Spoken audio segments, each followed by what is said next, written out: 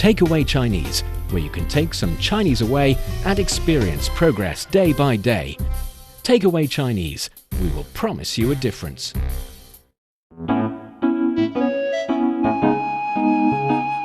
你好，欢迎收听随行汉语 Welcome to Takeaway Chinese. I'm Niu Honglin, and joining me today, Steve Hatherley. Hello, Steve. I'm back. Thank you. It's been a while. It's been a while. I didn't know if I was getting invited back or not, but when I got my message on my phone, I was delighted, and I'm happy to be here today.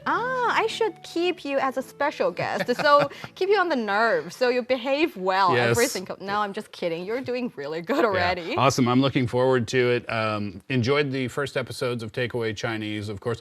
It was a little bit, can I be honest? It was a little bit stressful for me to do those episodes because I know nothing about the Chinese language. And when you welcomed me in, you knew that I knew nothing about the Chinese language. I tried to be nice. Did you feel it? You were lovely. But at the same time, it's a little nerve-wracking because, you know, when you learn Chinese, you have to think about the tones and you have to think about so many different things when you're speaking. But you really helped me through it, and I did pick up a little bit, and I'm excited to pick up a little bit more today, if possible. Yes, definitely. And I'm very glad to hear that because I do not want your China impression to be something, you know, a little bit scary because the language is too complicated. But I'm glad to see that you feel happy about doing the episodes and also learning the language. Absolutely. I think learning the language is definitely one thing through or into the culture and the essence of the society and everything. Of course. Yes, but besides that, we still do have a lot to offer. China has a lot to offer, which is why when we started this very special event of My China Impression, it received a lot of different comments. So the China Impression event started around August on 2024 because 2024 marks the 75th anniversary of the establishment of the People's Republic of China. So it has been quite a long time. A lot of things have happened. A lot of transformation have actually happened. So that we want to know for those of you who are coming to China for the very first time or who have been here several times, what would be your China impression be? And that's when we started the campaign. And we're very happy to see that a lot of comments, a lot of pictures and even videos coming in, sharing their China impression. And now we've designated a special episode for that special campaign. I think it's fun, you know, even if you're from China, to hear people's impressions, people who aren't from China, their impressions about what it's like to be here in the country, what the food is like, what the weather is like, how big the country is. But I think it's fun for people from China to make those types of comments as well, right? What are their impressions of the country? Again, I'm excited to hear I know what I think so far. I'm really excited to hear what other people think too. That's precisely the idea of this campaign. So for our dear listeners, if you're interested in Chinese culture and you want to get a grip on the Chinese language, then this is the show for you. Stick with us for 30 minutes and you soon see the rewards. And for more fun Chinese learning, follow our Facebook page, Learn Chinese, to watch many fun videos and live streams. But now, let's provide you with some free Chinese to take away. For this special segment, usually we would provide some Chinese sentences and expressions and words and all these different things to take away. And we're doing the same thing, but we do it in a relatively special way. That is, actually, we provided or we prepared some Chinese words and phrases that can be used to describe someone's impression of a place here in China. And those are the words that we selected today. But before doing that, I want to ask you, Steve, what is your word, or if you get to describe China, what is your China impression? 你对中国的印象是什么？大 da, da, da, da, da. Big, huge, huge, huge, huge, huge, huge.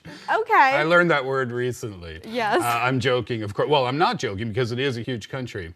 Before I came here, especially to Beijing, I didn't expect it to be such a green city. And I think for people who have never been to China or to Beijing before, you might think, okay, well, I know that Beijing is one of the biggest, most populated cities in the world. It must be a concrete jungle, correct? correct but also incorrect at the same time. I've never seen so many trees in one city as I have here in Beijing, which is a really, really wonderful thing. It makes it feel so calm. It makes it feel so peaceful. There's 21 million people living here, 21 million plus, but at the same time, it doesn't feel overly crowded most of the time. You have a mix of the old and the new. You have the history of China in Beijing, but you also have the modern side as well, so there's a mix of that. And the other thing that is really it's not a surprise at all, but it's also very lovely to feel how welcoming and how friendly Chinese people have been to me. So I've been enjoying my experience so far. I'm very happy to hear that. And in the meantime, actually, you checked a lot of boxes when it comes to the words I'd like to explain. Did I pass the test already? That's a good thing. All right, well, I'll join you next time. Okay, bye. Okay, the idea here is that because you talked about big, and I think big, if we use that is like I'm not going to say the easiest. I'm going to say it's the most common word you use when you want to describe something as big. But if you're being a little bit more specific, if you're talking about a magnificent structure, a architecture, or a very beautiful, again, magnificent, for example, mountain, then you're thinking about the Chinese word 壮观. 壮观. 壮观. 壮观 观 is the word you're looking for. Okay. Yes, that can directly be translated as magnificent. And 壮 means big. 观 means look, so it's really big and you can look at it. So if you're talking about China, yes, China is big, but technically speaking, you cannot really look at China directly with your eyes. So you cannot really say 中国很壮观. It does not work. But for example, if we're talking about the Forbidden City, 故宫 or 紫禁城, then it can be 壮观. A 建筑 can be 壮观. So an architecture can be 壮观. So the key is, if I'm going to use that word, 壮观, then it has to be something that I can look at comfortably. Yes. If I can't look at it comfortably because it's beyond my scope, it's too huge, like the country, then you're not going to use 壮观 No, in not that 壮观. context. Good. Yes, so that's easy to understand. And in the meantime, actually, one little fun anecdote, or not anecdote, just story about the Chinese character 壮. The character is formed by two parts. The left part is actually a bed, but the right side is a person. But the character itself suggests that the person in bed is with his weapon. So if you're sleeping with your weapon, then you feel safer. Then you feel, I'm not really sure if the right expression is you feel like a bigger person, but the idea is that you feel more comfortable. Figuratively bigger. Figuratively because bigger, you feel yes. safer, I guess. Exactly. Oh, so that's the origin story of that character. So I think now you can understand the character a little bit better and remember it a little bit better. So 壮观, magnificent. You mentioned China being a huge country impressed you quite so much. And yeah, not only the country is magnificent, it's huge. Actually, a lot of the scene is also 壮观. So what about in a restaurant? I always ask You always for ask restaurant. I know, because I'm always at a restaurant, that's why. So I always want to know how to talk in a restaurant. If they bring out a dish and it's a huge portion, which as I mentioned here in China, it often is, can I say 壮观? Please don't. Why? We're talking about magnificent. Well, if the food is in a big dish, if it's a large portion, and it's a beautiful... If you're using 壮观 to describe, for example, a burger, then you're being a little bit sarcastic or a bit humorous. So it might be taken negatively? It's not negative. It's more like you're joking about it. You're saying it's too big. I understand. Yes. So if you're going to use 壮观, it literally means that thing has to be really huge. Big and huge and magnificent. Not just like a mountain. Not just that you feel like it's No. big, like a 3-patty burger or something like that. I'll still say that's really 壮观, but not in the way you think. I understand now. Yes, so that's the first word we're trying to explain. 壮 meaning big and 壮观, big, huge, magnificent. And the next word that you also mentioned a little bit is you talked about the city being very green, the country being very beautiful. So I think beautiful is definitely the word a lot of people would look for when it comes to describing their China impression. Okay. And the easiest one, or the most common one, would be 美丽. 美丽. Yes. 美丽. 美丽. Okay. I can use this to describe anything that's beautiful. I just learned that 壮观 I can't use it to describe anything that I feel is big. It's only for things that are literally huge. But can I use this word, 美丽, to describe anything that I feel is beautiful? Anything you feel is beautiful. You can use it to describe a scene, a picture, a person, even a heart. Food in a restaurant. How beautiful is the food? It can be. Well, yeah, but when I say you can use it to describe a beautiful heart, I literally mean for a very kind heart, and you can say it's a beautiful heart, and you can even kind of transfer that beauty into the whole person. For example, we would say 最美教师, the most beautiful teacher. Okay. It's not a teacher pageant contest. It's talking about the teachers who are really kind, who give their entire life devoted to the teaching and caring for kids. It's talking about their heart. So beautiful, 美丽 can be used in that sense. Can I use this word only without putting it in a bigger part of a sentence? New language learners, new Chinese speakers, me, always trying to make things as simple as possible. So let's say that we go to a park together and you ask me what my impression of the park is. Can I simply answer with one word and say, 美丽? That's perfect. Oh, perfect. Okay, Yes. good. That's easy to remember. Yes, and if you also want to remember the character 美, there are different theories when it comes to the origin of that character. One theory is that the upper part of 美 is actually a sheep or a lamb.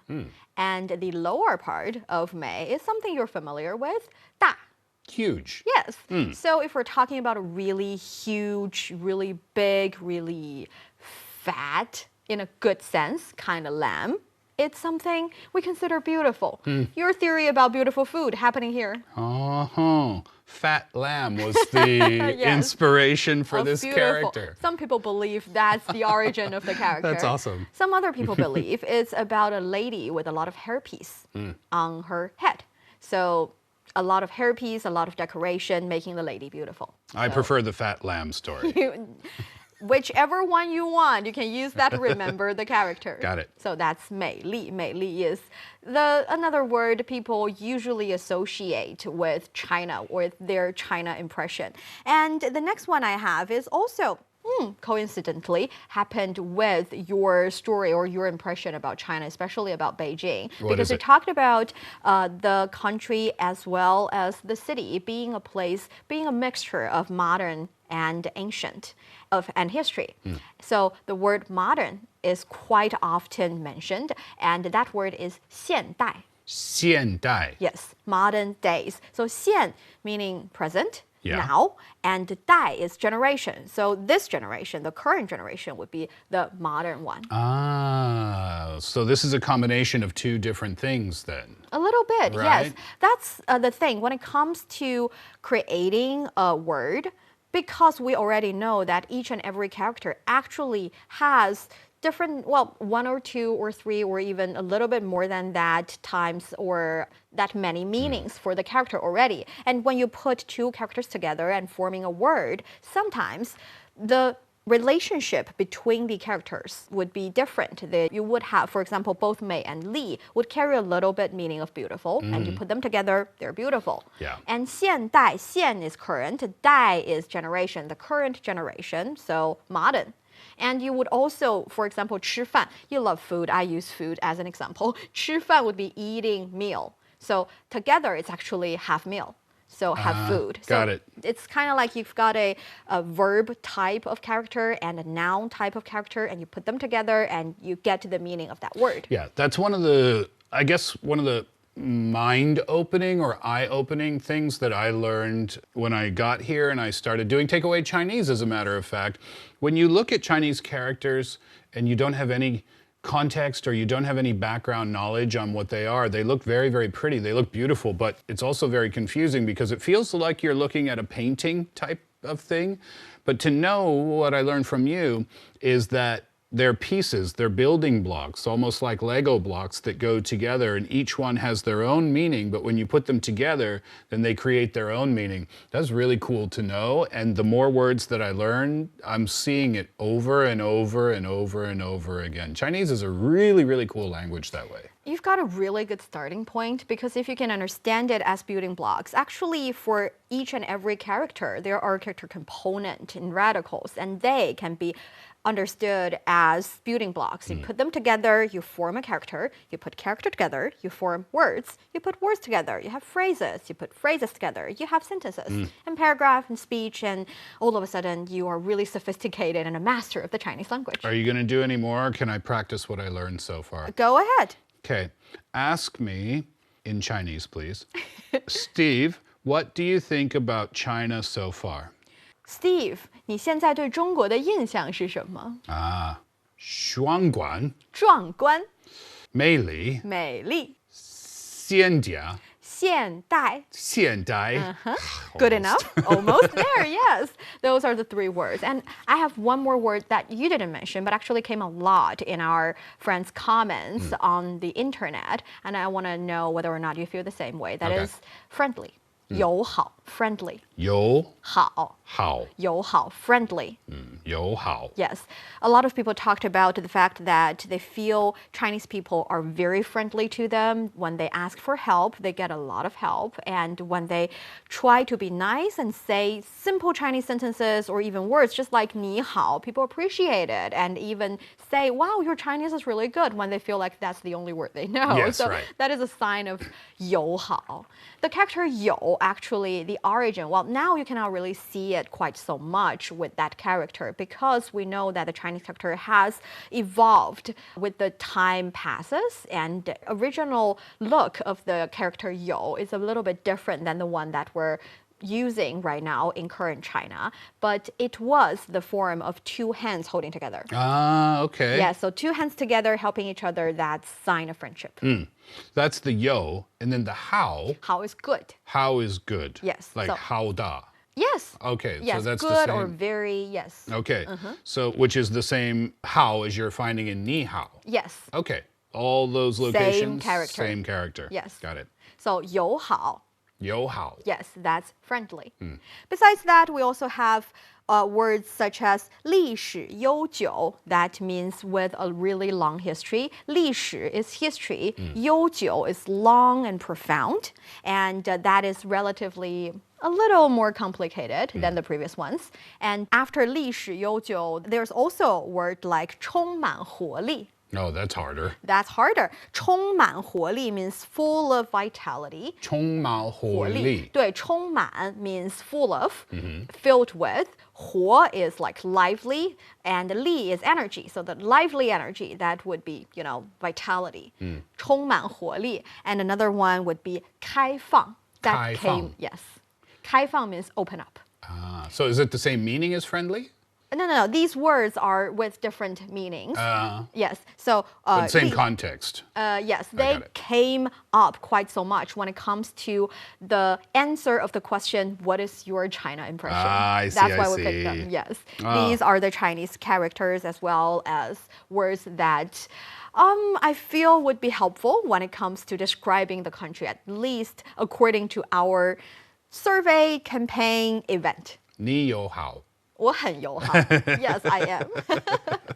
So that is the words. And the funny thing about this day and age is that we care about people's opinion, and at the same time we're a little bit curious about artificial intelligence opinion. So we did a little experiment by asking artificial intelligence the same question. What are your impressions of China? Yes. Come up with several words. Take a guess. What would the words be in your guessing? If you were asking AI, I would say Great Wall, probably near the top of the list. Everybody knows about that. I'm assuming AI knows about that as well. I would say the Terracotta Warriors is another thing. So maybe. Well, yeah, I think you've got already 2 for 2 on the list. Oh, how many are on the list? 10 on the list. Oh, I got 2? You got 2 already. Do you want me to keep going, or am I stealing these from you? It's okay. Go ahead. Okay. I would guess T. T. Right? T is a good one. Okay. Is it on the list? It is on the list three. because tea is generated in China, and a lot of people like tea, and tea is actually the second most consumed drink in the world. Guess what is the first one? Water. Water. Yeah. So, in my opinion, tea is already number one. I almost said You cannot- coffee. you cannot count water. Water doesn't count. Water is a cheap win. Well, water's in tea, to Water be is fair. in tea, to be Yeah. fair, yes. One So- more that's on the list.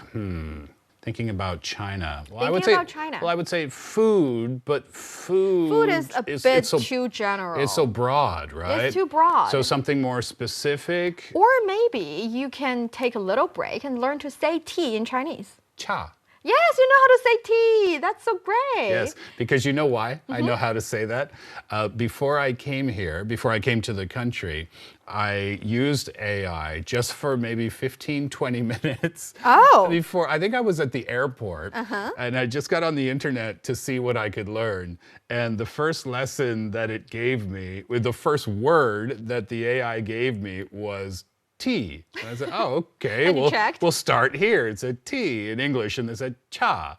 I said, oh, that's quite easy. That's so quite easy. that one just stuck with me. That was the first Chinese word that I ever learned outside of things like ni hao, which is what everybody knows anyway. So back then, if I ask you, what is your China impression? Your answer would be cha. Yeah, well, that's what I learned from AI Yeah. at that point. But actually in China, there are a lot of different types of tea as well. We Yes. have 绿茶, 红茶, 乌龙茶, and also my personal favorite, 奶茶. So a lot of different types of tea. You have to explore. That's the beauty of a country with a really long history and also a very modern 现代 spirit. The idea is that you have a lot of traditional things, but you can explore those traditional things and event based on it. With the modern things, 现代. 现代, yes. See, I'm a that's good the idea. student. You were a good student. Speaking of the Great Wall, can I ask you, because I was wondering where to visit. We know, it's super huge and it's really, really long. I'm not talking about visiting the whole location, but being here in Beijing, I was curious to know, is there a good spot to visit? I've heard that some of the locations are really, really touristy, but other locations are a little bit more quiet. Would you have a recommendation, or what would you suggest doing? Usually when it comes to a tourist destination or when it comes to a tourist, let's say, travel idea, I would recommend the places that are less commercial. But Great Wall is a different example. Great Wall is simply too magnificent, like you said, and it's too huge. And literally, it's a great wall. And it's even the same in Chinese. In Chinese, we call it 长城. 长 means really, really, really long. And it's a really long wall surrounding the city, 城. So 长城 is really long and it has different parts, different segments. And it was not even built at one time. It was built originally and then it was, different parts were built or added, different parts were torn apart and then demolished and then repaired, and a lot of different stories revolving Changcheng, which means if you go to what we call 野长城, wild, a Great Wall, it'll be hard for you to get up there. It will a little bit compromise your experiencing the beauty and magnificence of Changcheng. I've never heard this before. The wild Great Wall. So those are the places where you can go that are not your typical tourist destinations? yes, That are not those are easily accessible? Not maybe? easily accessible because for example, 八达岭长城, 八达岭is a location. If you search for 八达岭长城, you would go to the tourist destination. The entire travel would be carefully planned for you, and the places are they are a little bit commercialized, but in a good way. You would have cars picking you up and dropping you to the right place, and you would have tour guides giving you the history of that place. I would think that is a good experience and good choice. But that's not just a day trip from Beijing, because you can take little day trips from Beijing to go to the Great Wall, but this sounds like more of an organized event. No, it's organized, but it's also within a day or two, so Okay. you can choose a Cool. trip there. So Fun. Changcheng, good place to visit for those of you who are interested in Changcheng and want to visit, but don't know where to start. Now we're giving you a little bit heads up about that. Thanks for the tip. Yes, that's the tip.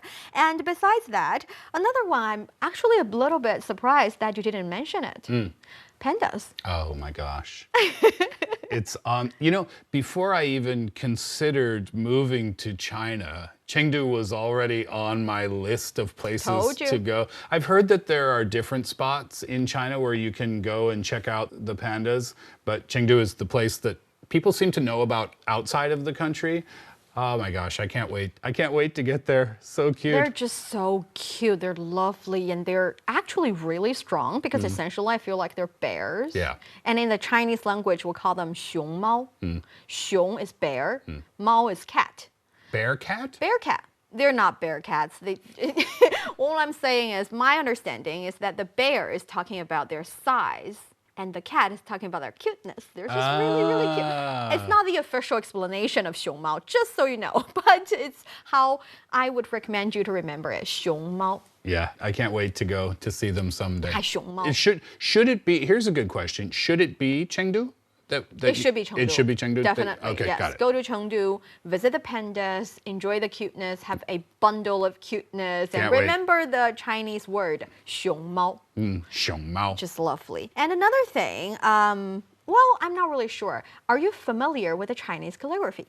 I actually took one very brief Chinese calligraphy class when I was studying in Korea. They had a special, very short kind of, it wasn't an exhibition per se, but they had a teacher come in and they had he was a Chinese calligraphy teacher. And it was an opportunity to practice that a little bit. And it was part of the program that I was taking. And when you look at it, and you look at people who are professionals doing it, it looks so easy. It's not easy. It's not easy. Well, Tell me about it. These are artists, aren't they? They are artists. true artists. So yeah, I tried. Again, it was very, very short. It was maybe 15, 20 minutes, but I tried it, and that was my only experience with it. Yeah, actually, calligraphy is definitely something big when it comes to Chinese culture. I guess that's why, well, when we talk about these words are selected by artificial intelligence, it's the answer it gives when we ask the question, what is your China impression? Actually, the artificial intelligence would only generate these answers based on its database, based on what is everybody's impression about China, what are they talking about when they mention China on the internet, and based on that, it generates these questions, which is why I feel like calligraphy is a very important part of Chinese culture, of Chinese language. So 书法, 书 means to write, 法 means method, so the way to write. The method to write. 书法. 书法. Yes, that's calligraphy. And 书法, of course, there are different fonts. And there are different fonts in China, in Chinese as well. And for different generations, we already mentioned that Chinese characters actually have different ways of writing these same characters in different days and age.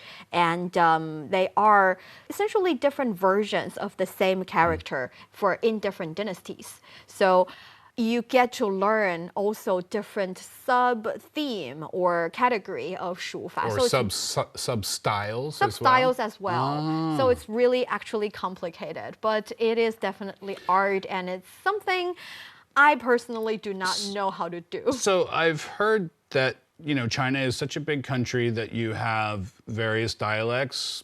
Makes sense. You have a lot of different types of food. I've been told that there are so many dishes in China that even Chinese people will never taste all of the dishes that are available around the country. But I didn't know that applies to calligraphy as well. So the style of speaking is different in certain parts of the country, but the style of writing is different, historically speaking, in different parts of the country too. Yeah, so it's like you said, China is a big, huge, magnificent country with a lot of varieties. It's almost like many different countries within the same country, almost, because you have the different dialects, the different foods, the different culture is a little bit different, maybe? That's the beauty of it. Yeah, it's kind of the cool thing. It has a lot of varieties, but in the meantime, it has something at the core of it. It's the same thing. It's the same core. It's the same history. It's the same culture in different ways and with a lot of different points in different places. And also, I think the essence is the same. That's what united all of these different cultures and histories and styles together. What else did AI say? AI also said, for example, silk, that's 丝绸, Silk Road, silk. It also said forbidden city. I haven't been there yet. I really want to go, but I've heard that you should go during a time that isn't particularly busy with good suggestion. With tourists, because it can be really, really crowded if you visit there at that time. And also Confucianism. Oh, yeah, right. Definitely, when it Didn't think comes of to the culture, again, a lot of, for example, when it comes to our philosophy, when it comes to the ethnic or ethnicity, and Confucius is definitely one thing very important. Sure. And then we already mentioned terracotta army, and there's also Beijing. Beijing. That's the last one on the list. Oh, Beijing. Why didn't I think?